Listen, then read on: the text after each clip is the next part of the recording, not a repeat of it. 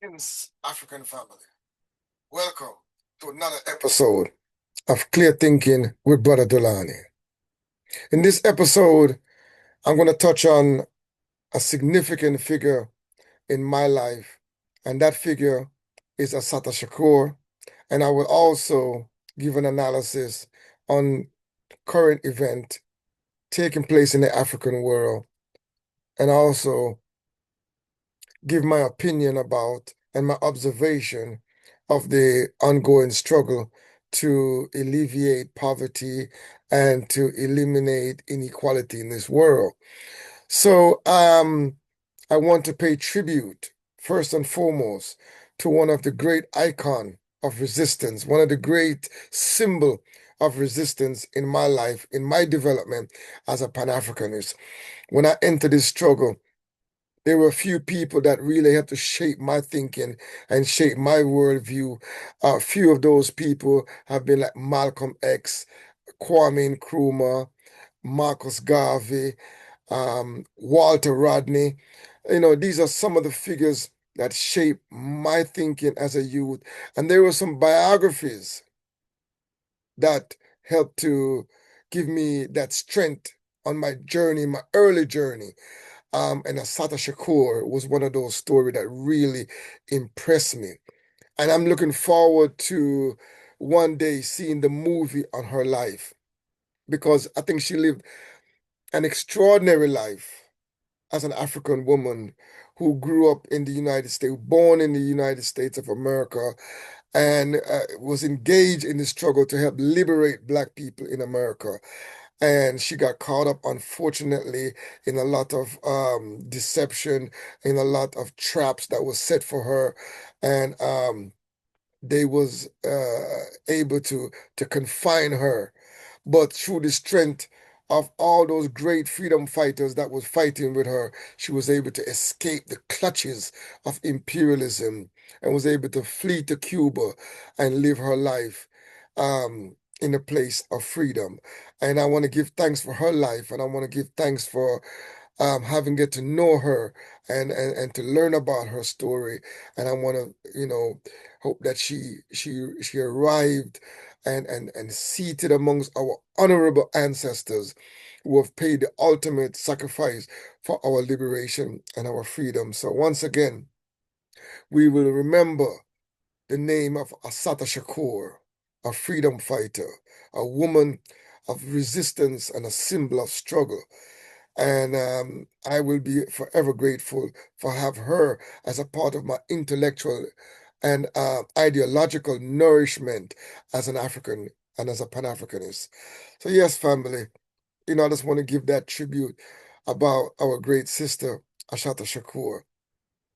Also, I just want to say that, lately I've been observing, from the moment I start to observe the situation in Kenya amongst Ayamawa. And as a Pan-Africanist, and I'm looking in the world, I'm looking at Nyabohanse right now as a case study. I'm looking at it as a prime example, an experiment in progress at this very moment. And I'm seeing a society that is transforming in our very eyes, right before our very eyes. We can see a society being impacted by technology, being impacted by African people pulling together to help the less fortunate. And it is an inspiring story because we're able to watch this unfold from many angles. And thanks to the technology that's available, the social media, thanks to the platform of YouTube, which allow us to be able to see the society from different levels, on a micro level, on a community level, and also on an individual level. And we can be able to watch this development take place. And we can see the manifestation of the hope, the dignity of the people, the young people who are a part of this transformation. And you can see what happens when you intervene in, I mean, when you intervene in a situation where there is abject poverty, the poverty and the low level of development is obvious. And it is almost um, universal in that community. You can see it spread out. Everyone is struggling for survival, struggling to make ends meet and to make life better for themselves. But you can tell there is a general condition that is the development is not high. But that doesn't not say that they're not happy or they're not living as great people and good people, a good character. That is still intact. The culture is intact, but the material development is at a low level. Most of the homes are built with mud and tree bark and tree branches. You know, that is, tree wood that they would cut the trees and they would shape, and they would put mud on it. And most of the houses are like that. And then the floor is dirt floor. Most of the house floor are dirt floor. And the standard of living is very low. But I am watching this and I'm watching how a transformation is taking place. A transformation, and it pulls me in. And for the last 2 months or so, I've been observing this, and I've been saying, "Wow, this is a great case study." And maybe some scholarship can be done on this. Maybe we can use it because sometimes when we look at our condition as a people, and we, especially if you're in the Western world and you're in America, you're in Canada, you're in England, you know that our situation is bad. There is a inequality that exists. But however, when you're in the West, most people look decent. They drive nice cars. They wear nice clothes every day, nice shoes, and you know they go about their daily life and like nothing is happening. So we don't tend to see the direct poverty. We don't get to see or feel or be able to touch when we talk about poverty, when we talk about liberating our people from poverty. Many people don't get to understand what we mean by that. And when we can see Nyabohanse, and then there are places in Jamaica and other parts of the Caribbean and across Africa that has this similar dynamics, where you can see extreme level of poverty, where people are living very deplorable condition. And I know within my heart that the liberation struggle is to eliminate these things, is to carry out a massive transformation of society to eliminate this abject absolute poverty and to restore dignity and put our people on a path towards a fulfilling life of a high standard as well, where our grandparents can sleep on a wonderful bed, good mattress, where they can use proper toilets, proper hygiene toilets. They can have proper drinking water, proper cooking facilities, proper floor to walk on in the morning when they wake up. You know, nice, decent clothes to change as they please. And you can see um right now as a case study, as a micro case study right there in Kenya, in Nyabohanse, from that project that Marwa started with that grandmother and Brian in that community. And all those people that came together to help restore the hopes and the dreams and the dignity of that family. Now, because of the technology, because of YouTube, almost everyone that was involved in that project have a YouTube channel. So now they take the YouTube channel into their home, along with them, every one of them. Chattertail, Mike Izzo, Fidela TV, um, Priska, Segati, another one named Fate. I can't remember her first name. So many of them. It's Robbie David, you know, Daniel and Brian's journey. So many of these YouTubers have been born and are thriving. And now we get to see the overall society. And we begin to get windows into their lives. And you see, the homes that they're living in. And some of them are making progress, and some of them are still at the low level, still trying to come up, still struggling. And you can see some of them have they raising chicken, they're raising their goat, they're raising their cow, they're keeping their compounds clean, and they're doing their best. And there's different levels.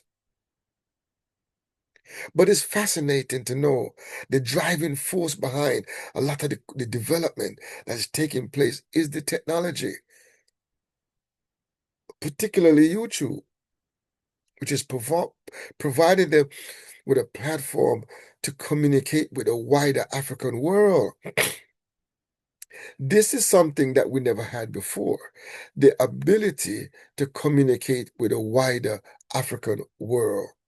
And this is what YouTube has provided us with this opportunity to communicate with a wider African world and to be able to showcase our plight. And other Africans can look at us and saying, how can we help? How can we assist on this journey? So now there's a connection now between those who have a little bit of something, who have, a little extra. They're doing better than most. And now, but Nyabohanse is a reminder for those who have forgotten about the struggle to liberate our people. Nyabohanse provide that example that exists all across Africa and the Caribbean. In case you was under any illusion that we have gotten rid of poverty, that we have made it. Millions of our people have not made it, are still stuck in that level of poverty. And this platform that we're using is allowing us now to see the plight and allowing us to communicate directly with our people on the ground and assisting and changing lives. And I'm very pleased by that because it shows our Pan-African spirit. It shows that as an African people, we still love each other. We still care about each other. And we still want to help each other.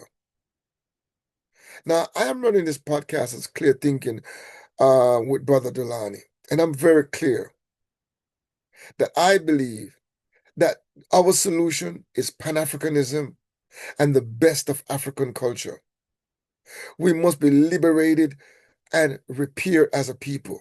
Reparation is vital to our development. We have to be repaired, and we must hold those who enslaved our people and those who colonized our people, we must hold them accountable. They must be held accountable for the damages that they have done to our people. Because the damage that you see on the ground, all those grandmothers and all those children are living in absolute poverty, was created systematically by the system of enslavement and also the system of colonization that have arrested the development of our people, that have warped and dwarfed our development and kept us purposely, intentionally in the Mangamizi. And, that continuous genocide, the attempt to eliminate our people, the attempt to destroy our people, they are responsible for a lot of the condition that we're in today. And they must be held accountable. Our leadership must be strong enough to be able to bring justice for what they have done to our ancestors and for the condition that they left us in. And our grandparents have to endure. And we, as the next generation, have to inherit this level of starting from ground zero. That is an issue that we have to face. These are some of the things that Assata Shakur was fighting to eliminate, what Malcolm X was fighting to eliminate. Jomo Kenyatta was fighting to eliminate. Julius Nyerere was fighting to eliminate. Kwame Nkrumah was fighting to eliminate the poverty that we see. And I have to come back to this because we need to systematically overturn the system that is keeping our people in this level of inequality. When you look at that place in Kenya, in Nairobi, that slum that they say have over 100,000 people, that is unacceptable. We should not have no slum or ghetto or any area like that in the African world. That's a disgrace to our ancestors. It's a disgrace to our struggle. And it's a disgrace to our current leadership. We should be zero tolerant when it comes to allowing this to exist. We should spare no expense to eliminate that. That whole city, I think we call it Kiberia. I need to look it up. I need to look it up. That place in Kenya where you see that slum in Kenya. Something has to be done about that. That is one thing that should be radically dismantled. That needs to be dismantled. We cannot allow this to happen. When we look at this, the biggest slum in Africa, Kibera, the Kibera slums in Kenya. Cannot allow that to happen. The Kenya biggest slum. Can it really be that 1 million people live in that slum? I don't believe it. I'm just looking through some of these headlines on Kibera and these white people going there and all that. But let me quickly see if I can share. Is it sharing? It seems to be sharing here. Yeah. I'm still trying to get used to this this interface. This is unacceptable. The government of Kenya should come together and commit to radical transformation. They need to bring in bulldozers and bulldozer down this whole slum and build up modern dwelling for these people. A total commitment, no matter what it costs. Because nowhere in the world is going to allow that. You're not going to go to Europe and they're going to tolerate that, or in America or Canada. You don't tolerate it. You knock it down, you fix it, and then we deal with whatever happened after that. That's called radical transformation. We cannot allow look at this. We cannot allow this to happen. You know what I mean? Look at that's just a few little example. You know what I mean? And I don't want to get too caught up in showing these clips, but it is unacceptable. Unacceptable. We cannot allow these things to exist in our society. We cannot allow that. We cannot allow that. That is a disgrace to African people and to humanity to allow so many people living in that poor condition, poor sanitation. Can you imagine the health condition of those people and the hopes and the dignity of those people living in that cramped, dilapidated condition with open sewage and filthy waters, and the whole sanitation of the place is unacceptable. But we see that there is still hope because we go back to Nyabohanse and we see what one person can do to change his community. We see what Ayamawa is doing. You see what David Jr. is doing. You see what D. Mongo is doing. You see how, YouTube is impacting on the lives of these people. And how you can see the sense of hope. You can see the youth, them now have a sense of hope, A vibrancy has been restored.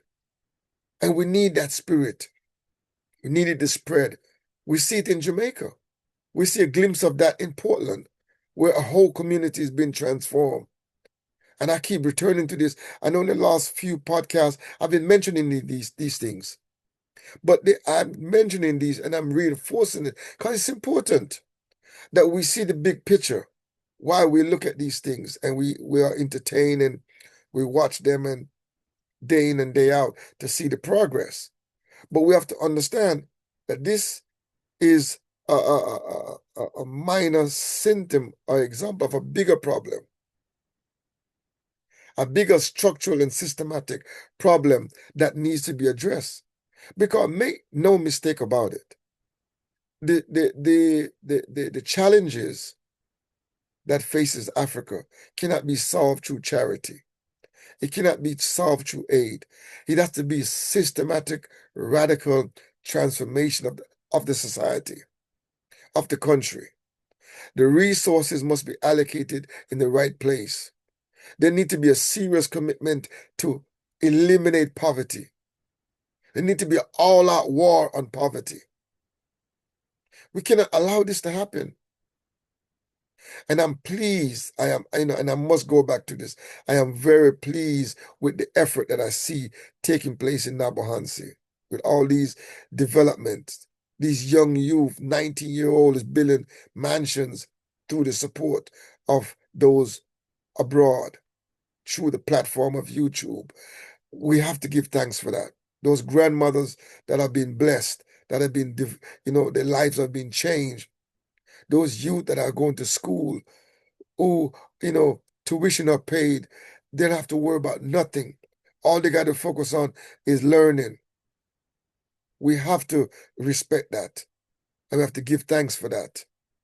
And I want to big up, all those YouTubers that on the ground that are doing the work. Nico Buddha, I want to big you up for what you're doing. I see you. See it. Mike Izzo, or Mike Kizzo. I'm still trying to get the name right. Big up for what you're doing. I see you supporting Daniel. And Daniel, I want to big you up. I see you. I see your project. I see how things are going on for you. You know what I mean? And I hope you can bless other people as well.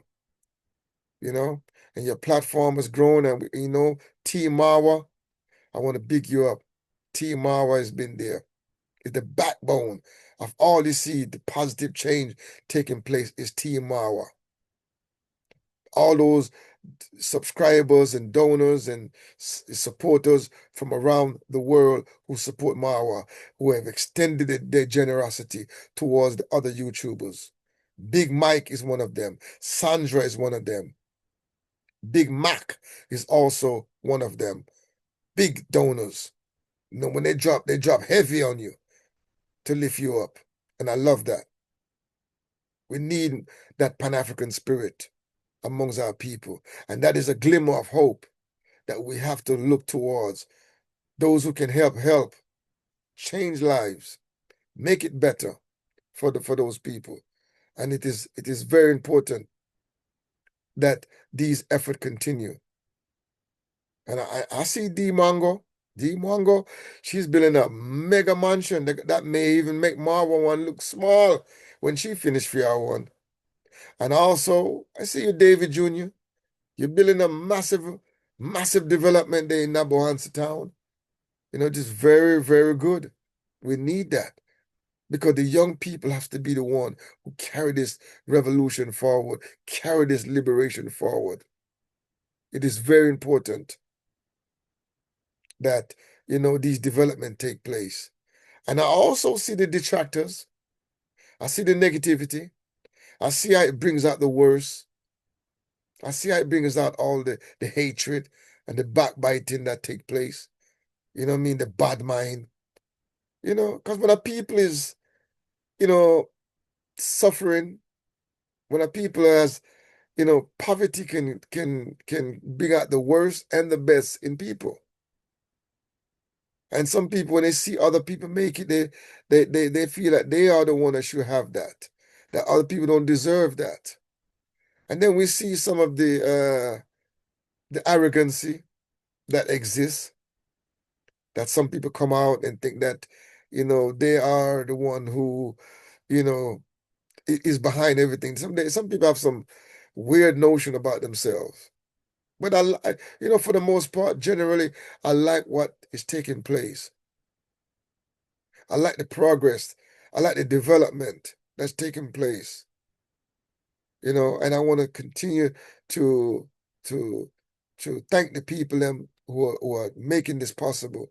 I want to continue to encourage all those YouTubers to continue doing your work. Stay positive.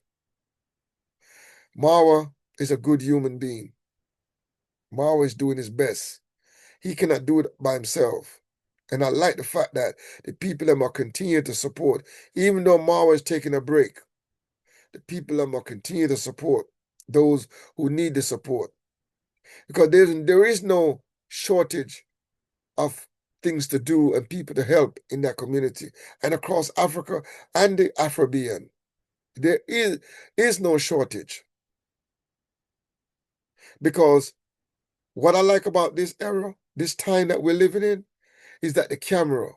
Because when David Jr., as an example, moved from where he is now, helping the dancing grandma, and he shine the light, his camera on somebody else, the people them come through to help. And all these YouTubers now, as they move along with their life, and they begin to show their life and broadcast it across the world, people will be helped. This is going to create a ripple effect. Because not only will they help themselves, they will continue to help others by shining their light. And the good people of the world will be able to see the plight and be able to support it. And I think that's very important. That's a very good look. That this media is giving us the platform to be able to participate in our liberation. So we don't have to depend on no mysterious, no superheroes to come, no super force to come to liberate us. We can be our liberators in real time. We can liberate our people from poverty, from wants, you know, give them the dignity of a good toilet, build toilets. Just even that. Provide clean drinking water. Providing them with seeds to grow their crop. Providing them with an opportunity to buy a goat or buy a cow, buy some chicken, you know? And now we're in the modern era. You provide them with a phone or a GoPro, and boom, you change their life. This is the era we're living in now. And we have to give thanks, you know, that these technology exists, is connecting us, and we have to utilize it for our benefit. We have to utilize it to accelerate our liberation and our development. We have to do that, you know, because there is no one coming to save us. There is no super force coming to intervene and save us. Only we can save ourselves. Only we can save our people and liberate our people. Only we can eliminate the poverty that exists and rescue our grandparents from out of this abject poverty and this despair that many of our people are living in. It's us that have to do it. There's no special people coming. We got to be the one. We are those people who are going to help and liberate our people. But we start with liberating ourselves and our family and our friends and those in our community. It is very important. And I just want to just add to that discussion and to say, listen, my people, keep it positive, keep it progressive. Don't succumb to the negativity. Don't succumb to the bad mind. Keep on doing the right thing. And I'm hearing a lot of the madness. I ignore it. The infighting, you know, the rumor mongering, trying to tear down other people. They're trying to get views and get relevant and get attention. It's not necessary. We can use the platform for the benefit of ourselves and our people. It's there to be utilized. And that's what I want to bring to you as Brother Dulani with clear thinking. Just giving my comment on the situation with our people in Kenya. And like I said, this is only an example, and I will keep looking at this example and make comment on it as I go along. I'm an analyzer. I analyze things and try to give it the historical context, the political context that it deserves. Because sometimes we get, comfortable just looking at the surface level and don't look at the deeper level and deeper things and deeper systematic issues surrounding those communities and those situations that we find our people in. We can't leave that dimension out. And hopefully that's the dimension that I can uh, add to this overall story as we move forward. So I want to thank you for watching this program with me. This has been Clear Thinking with Brother Dulani. I would like to ask you to like, to subscribe to this broadcast. Leave a comment. Should we continue to liberate our people through support? Should we continue to use these platforms to connect with our people and use it as a tool in our liberation and our development? What do you think about it? Let me know, my people. And also, again, we want to give honor and respect to our great sister, Assata Shakur, who has transitioned to the ancestors. And we give thanks for her life. And this world is a better place because of her. So thank you once again for listening to Clear Thinking with Brother Dolani. And until next time, walk good, my people. My respect every time.